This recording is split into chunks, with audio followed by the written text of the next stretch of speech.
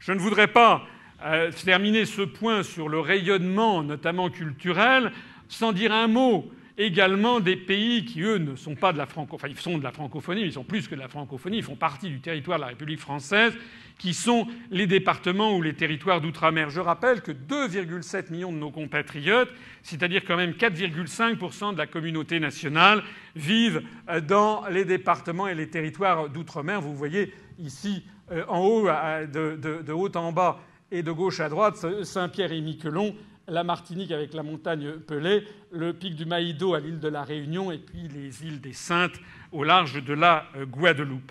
Alors pourquoi je vous parle d'eux ? Parce qu'ils se sentent pourtant les oubliés de la République. Le chômage y est souvent important. Je signale que l'île de la Réunion est, avec plus de 850 000 habitants, est le 25e, je crois, département le plus peuplé de France sur une centaine. Donc c'est un très gros département français.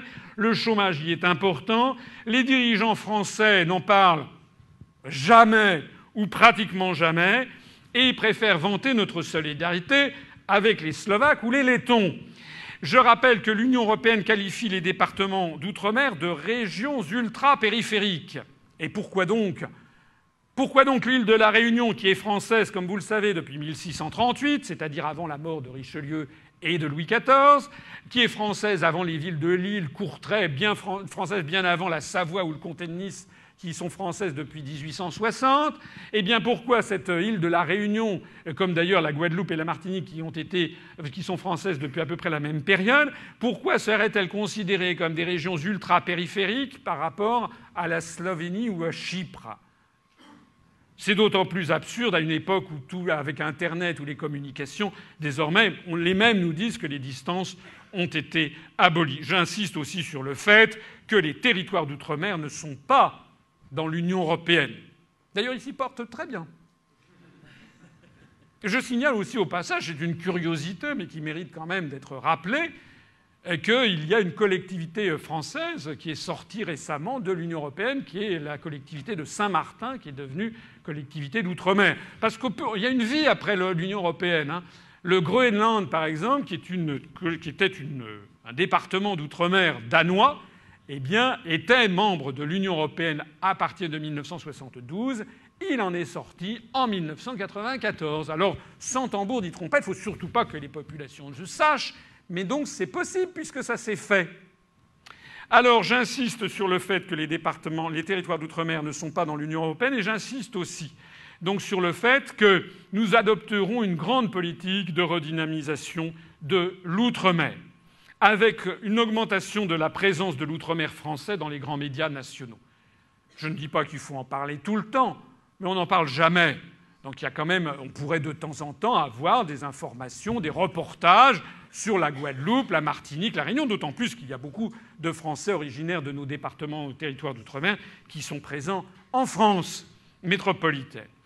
Il faudra également développer et subventionner les dessertes aériennes pour continuer à abaisser le coût des transports, même si beaucoup de choses ont été faites. Il reste encore beaucoup de choses à faire, notamment la desserte aérienne de la Polynésie et de la Nouvelle-Calédonie sont quand même encore tout à fait onéreuses. Développer un vaste programme d'échanges scolaires entre métropole et outre-mer pour apprendre à tous les jeunes Français à partager un destin commun.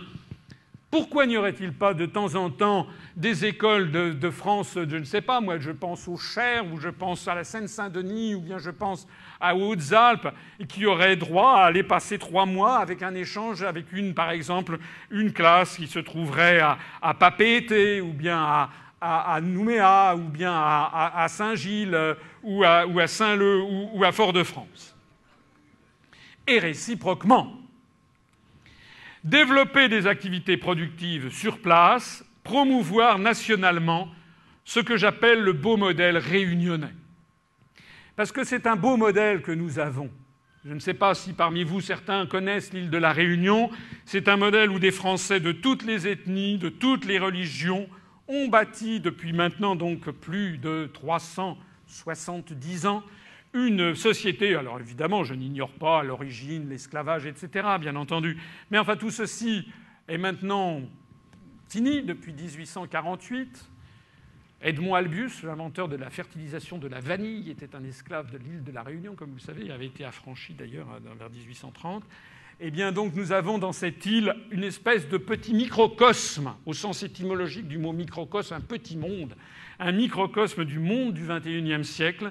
Et ils ont bâti une société ouverte et formidablement tolérante qui communie, chacun gardant dans un esprit de laïcité, chacun gardant sa foi pour l'intérieur de son domicile, en ne l'imposant pas aux autres, mais tout le monde communie dans l'amour de la République française et dans les grandes valeurs républicaines. Eh bien, moi, je trouve que plutôt que de faire en permanence des reportages sur des quartiers difficiles, eh bien, on devrait plutôt faire aussi des reportages sur ce qui se passe à l'île de la Réunion, par exemple.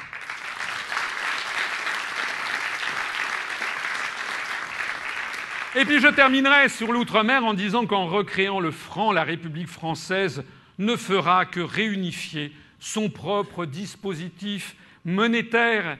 Eh bien oui, puisque vous avez vu, elle est belle cette vue de Mooréa, vue depuis Tahiti, 520 000 Français, nos compatriotes de Polynésie française, de Nouvelle-Calédonie et de Wallis-et-Futuna, vivent toujours avec le franc pacifique. Il est assez émouvant pour ceux qui aiment les clins d'œil historiques de penser que les seuls territoires qui ont gardé le franc et qui ne sont pas passés à l'euro, qui sont donc des territoires d'avenir, puisque nous allons revenir au franc, et tout le monde le sait bien, eh bien, que ces territoires ont été aussi les premiers territoires de la République française à avoir rejoint la France libre dès l'automne 1940, la Polynésie française et la Nouvelle-Calédonie. Donc je serai heureux de le souligner à cet égard. Alors, le 19e point, ce sont des référendums sur des sujets clés qui méritent un large débat national. Il y a